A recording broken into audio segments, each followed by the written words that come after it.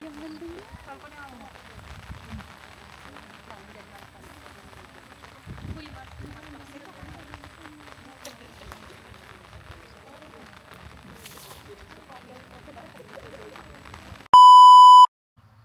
Ganda ng view, diba? So, andito kami sa viewscape sa may Tanay Rizal. And this is our first family day.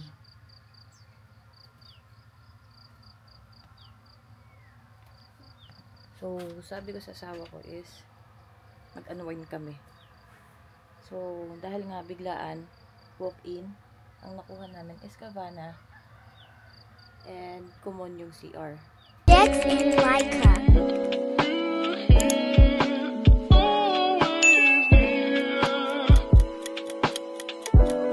Tapos, ito yung gamit namin. Sobrang dami dahil nga may baby kami.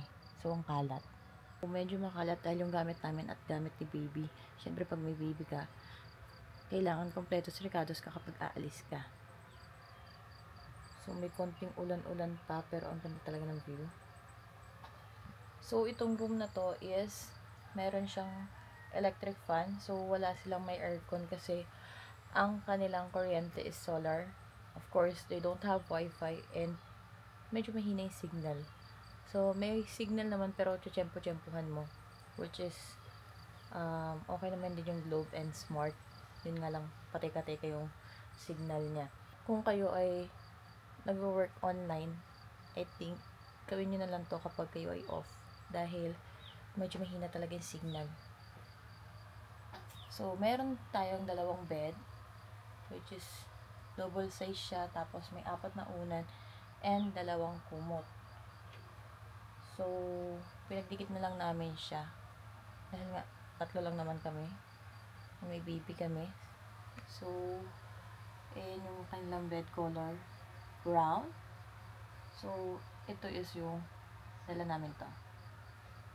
So, ngayon yung asawa ko is nag-charge dun sa van namin. And they have cafe sa may taas, which is for food. Kung gusto nyo magkape-kape or bumili ng mga kung anik-anik, meron sila dun. And they also have wide parking lot, which is kung gusto nyo mag-park or mag-camping sa kotse ninyo, pwede rin naman. So, pwede rin kayong mag-tent. So, kung gusto nyo mag-tent, meron din dyan na mararent, or kaya naman kung gusto nyo na may dala kayong tent at ilalagay dito, pwede din. So, mamaya natin i-check yung area. Gawa ng maulan pa and maaga-aga pa naman. Tapos, yung baby namin is tulog pa. So, check natin mamaya yung area or facilities ng viewscape. So, regarding sa saksakan, meron naman sila, even though they are solar, kailangan nyo nga lang ng connector mismo. So, ito yung klase ng saksakan na meron sila. Ayan. As you can see, connector lang yung may ilalagay ninyo. And then, itong electric fan is nakadiretsyong saksak na talaga. You don't have to worry kasi mahaba naman po yung wire niya. So, malakas-lakas din naman yung electric fan nila and malamig kaya hindi nyo rin kailangan ng aircon. So, kakain tayo ngayon. Meron silang cafe dito. So, may mga tables and chairs sila sa outside world.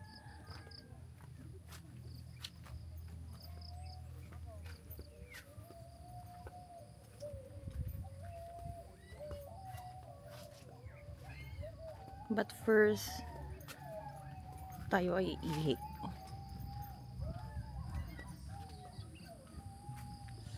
So, may cabin pa sila sa ilalim. After mo dyan, tatai din ako eh. Ang inang yun. So, yun yung iba nilang mga kabana. Tapos, ito yung mga tent sa may taas. Pupunta tayo ngayon muna sa may CR. Yung common CR nila. Susundan nyo lang tong pulang daanan.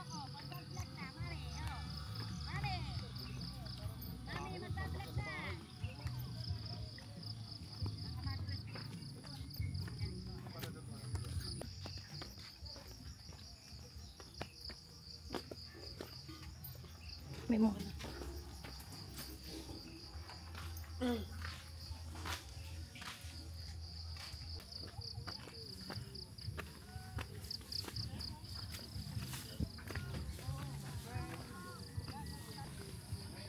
so, mga collector din sila ng garbage.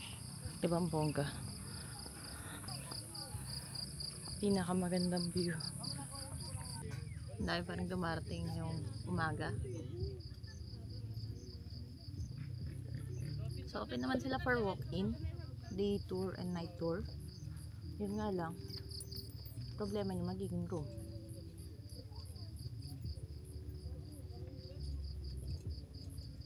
Halos fully book na. Buti na lang may nakuha kami sa kasagsagan ng ulan. Shit, ang sarap pa oh. Sarap ng cafe nila. Panalo. Macchiato at saka isa is cappuccino. Sarap. Perfect. Dalawang cafe. So yung mag-ama ko is bumalik sa room.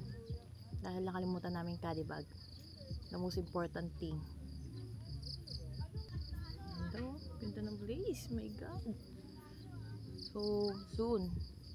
Malay mo, soon. Malay mo. Magkakaroon din tayo ng ganitong kagandang lugar. Konting illegal na negosyo na lang. May mga parking pa dyan na sobrang lawak.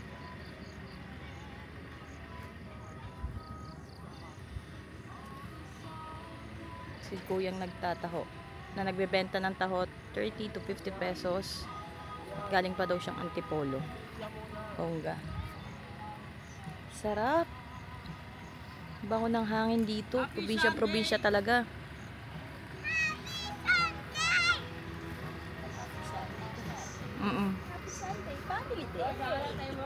So babalik tayo dun sa cabin namin. Kuha ng mga ibang gamit dahil parang mas bet namin mag car camping mag-asawa. Yung mga tali-tali niya is baka matapalok kayo. Napakaganda ng view. Shit. May mga rice mill dyan, feeds sa waffle, coffee. So wala pa kaming tent mag-asawa kaya naman babalak na kami bumili. So yun ang problema kapag umulan or maulan. Kailangan nyo na makapit na tsinelas.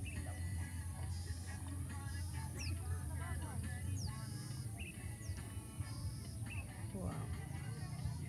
Sabi ko kailangan namin talaga makapag sightseeing din. Para naman ma-refresh at makahikop ng mabangong hangin yung anak ko. Even though we have purifier sa bahay. Pero mas maganda pa rin yung sariwang hangin. Kasi naman, grabe naman si mama. Parang bata. Shit, ang ganda. Look. Sarap tumira sa probinsya. So, kakain muna kami. Tapos, magtitingin kami ng mga ibang amenities.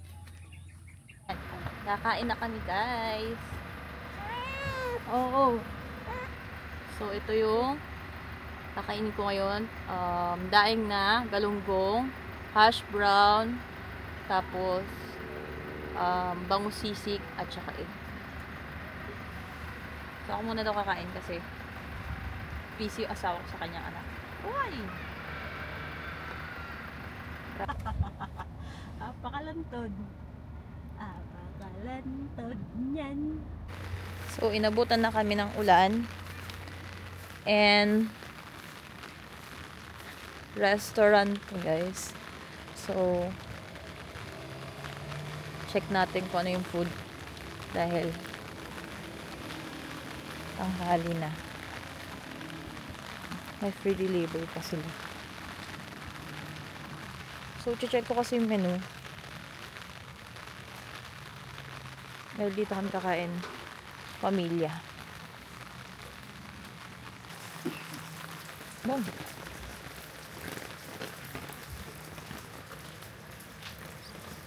Grabe ang ulan.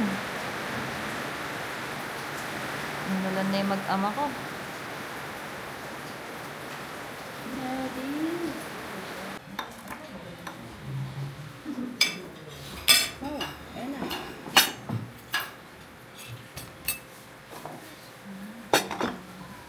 Thank you.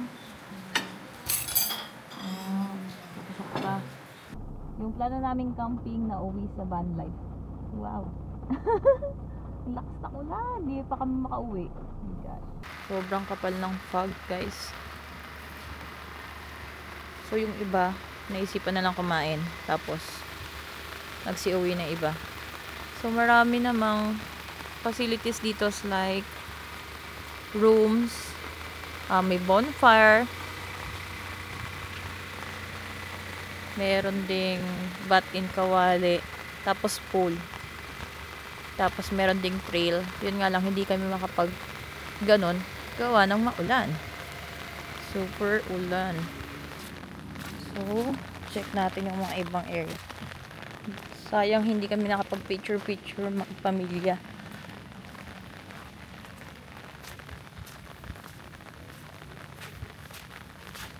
So, iyan. Meron sila mga picturean dito. So, dito masarap din naman yung food nila. Tsaka mababait yung mga staff. So, dito kasi, compared dun sa isa, is merong palayok kapag may sabaw yung ulam. Grabe yung fog. Shit, magdadrive pa naman kami pababa. I love you escape. Sayang kami nakapag-picture dyan. So, napakalawak ng area nya. Ang daming rooms. And syempre, kapag weekends, kung hindi naman maulan, maraming tao dito. Kagaya kagabi. Even though umulan ng gabi, sobrang dami na nandito.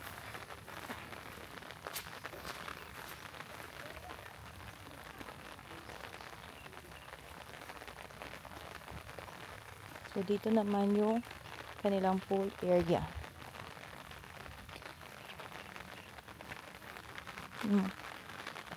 Iba nilang kabana. Ganda. Diba? Soon babalik kami dito ng hindi naman ganitong panahon. Biglaan lang kasi ang aming punta. Pero even though hindi naman kami masyado nakapasyal magpamilya, is kayo mag-asawa, na-enjoy naman namin. Yung anak naman namin is syempre hindi pa naman niya masyado na-enjoy. But refreshing kasi yung hangin dito, guys. Compare naman dun sa amin. Kaya ka nasabi ko sa inyo, yung hangin dun sa Montalban sa amin. Maglamabas kami ng bahay. Lalo na kapag maulan. May basura.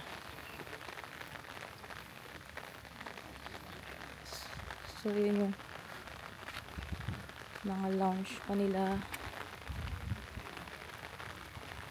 Tapos, meron din sila mga kubo-kubo dito. So, sobrang dami.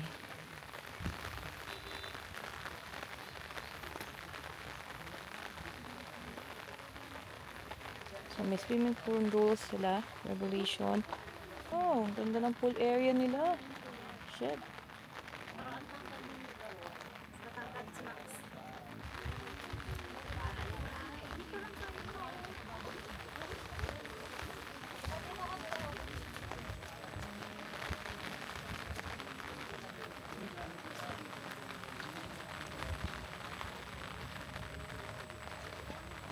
Oh. Ang ganda ng pool nila kasi overlooking.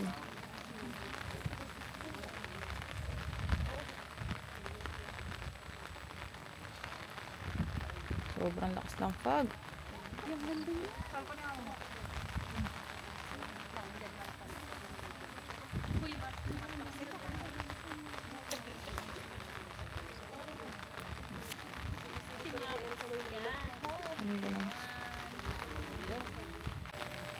So, isa din to sa kanila. So, ganda talaga ng mga facilities nila. Ang laki. Sayang hindi namin nadalaw to ng hindi maulan. Sige, napakaulan. Soon. So, tayo ay balik car na. At malakas ang ulan. Pinagbigyan lang tayo ng ating mister na mag-ikot.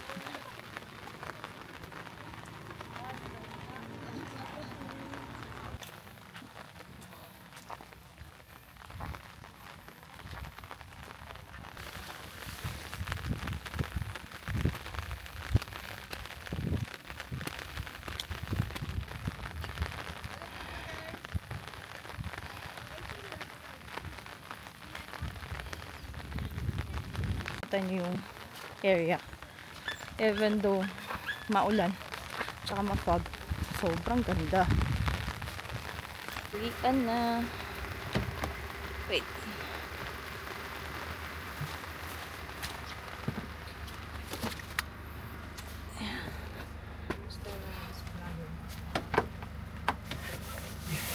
ganda, lalo na yung pool nila. Pool? Nandun ka sa pool? Oo, ang ganda ng pool, overlooking, mare. Kung tayo tao?